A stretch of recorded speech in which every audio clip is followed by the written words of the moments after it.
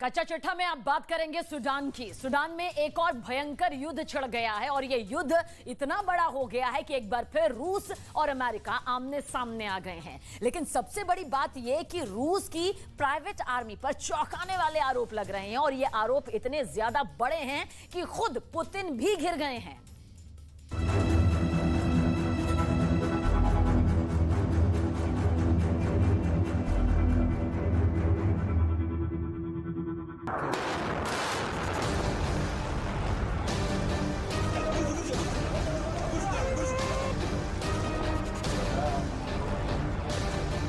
दुनिया की तमाम महाशक्तियों के टारगेट पर इस वक्त है सूडान। ब्रिटेन से लेकर सऊदी अरब और रूस से लेकर फ्रांस तक 1 दर्जन से ज्यादा देशों ने सूडान में लड़ रही दोनों सेनाओं पर अपने अपने दांव फिक्स कर दिए हैं।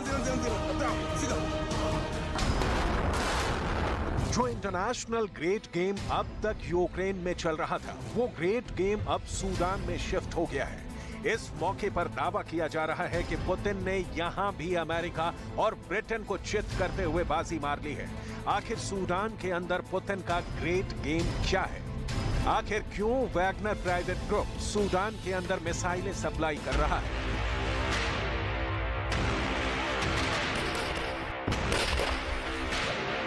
आखिर रूस के वैगनर ग्रुप का सूडान के अंदर क्या रोल है, ये सब हम आपको बताने वाले हैं। लेकिन पहले जरा ये तस्वीरें देखिए जो सूडान की राजधानी से सामने आ रही हैं। सूडान की हालत क्या है? सूडान में किस तरह खून बह रहा है? किस तरह सूडान में सैकड़ों लोगों की मौत हो रही है, हजारों लोग घायल हो रहे हैं, लाशों के पहाड़ लग रहे हैं।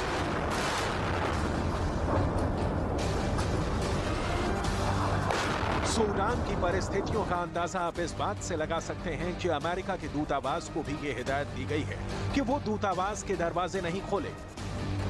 इसी तरह भारतीय दूतावास को भी अपने दरवाजे बंद रखने के लिए कहा गया है। आम लोगों ने भी सूडान के अंदर अपने अपने घरों के दरवाजे बंद कर लिए हैं, लेकिन फिर भी वो बहुत ज्यादा डरे हुए हैं क्योंकि बाहर से लगातार फायरिंग की आवाजें आ रही हैं। सूडान में गली गली में बम विस्फोट से लोग मारे जा रहे हैं।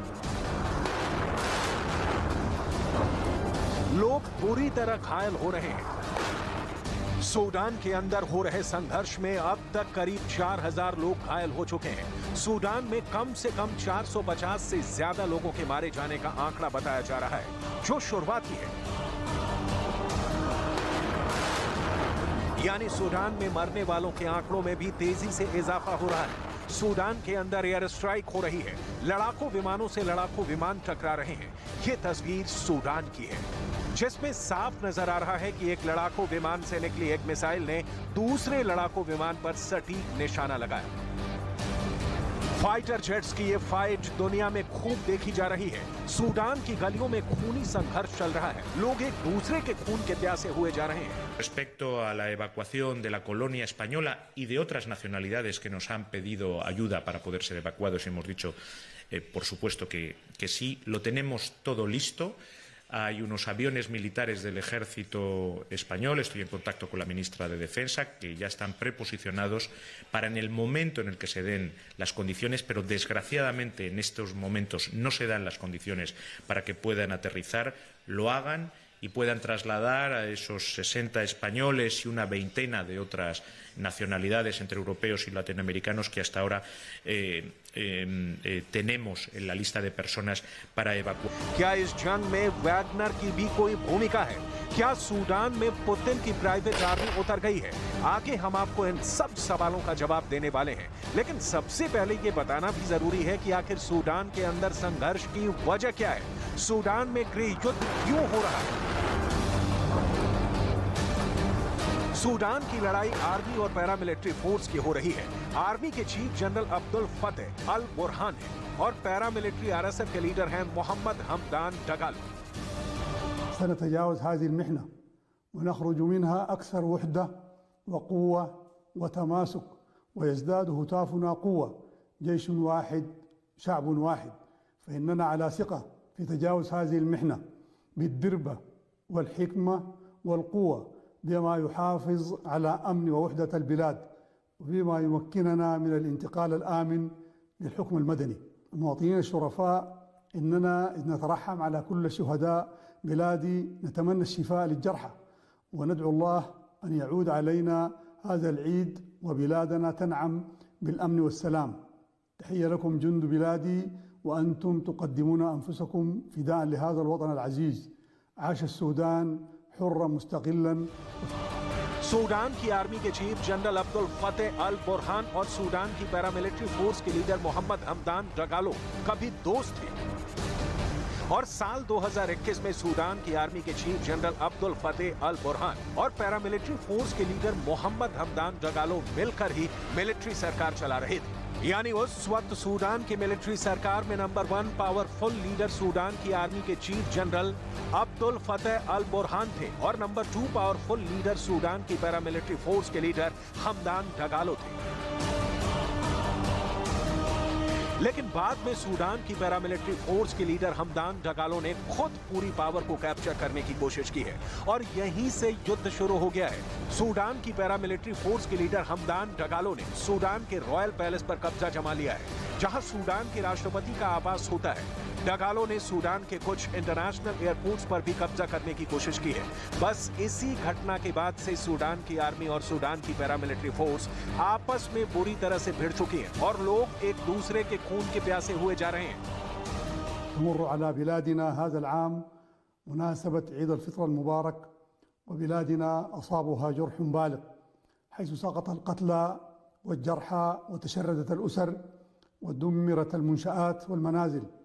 فالخراب والدمار وأصوات الرصاص ما تركت مجالا لفرح يستحقه أهلنا في كل ربوع بلادنا الحبيبة. فإننا لجد حزينون لهذا المآل، لكن يبقى الأمل الدائم في أننا مع شعبنا العظيم. अब कई अमेरिकन न्यूज वेबसाइट ने यह रिपोर्ट दी है कि वैगनर ग्रुप सूडान की पैरामिलिट्री फोर्स के लीडर हमदान डगालो को मिसाइलों की सप्लाई कर रहा है। Now have reports of at least 9 children killed, at least 50 have been injured. Those numbers will continue to rise as long as fighting continues.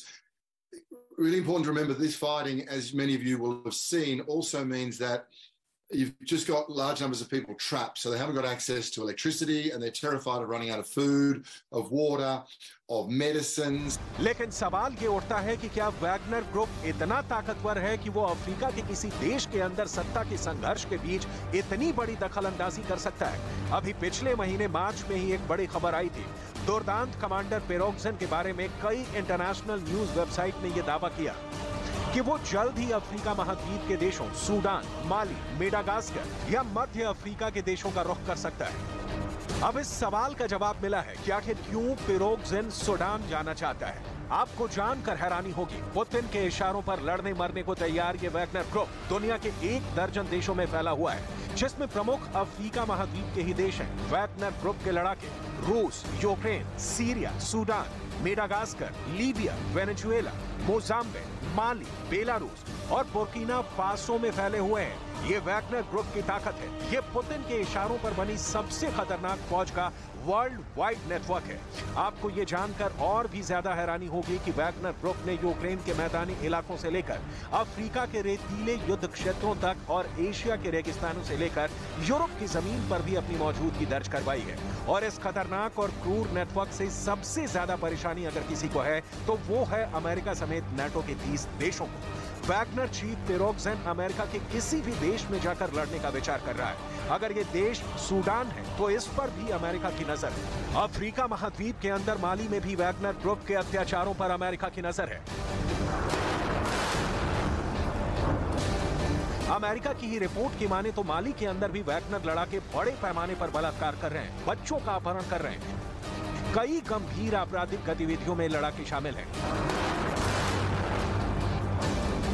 यह Africa में सरकारों को अस्थिर करके मानवाधिकारों के उल्लंघन का काम लगातार कर रहे हैं।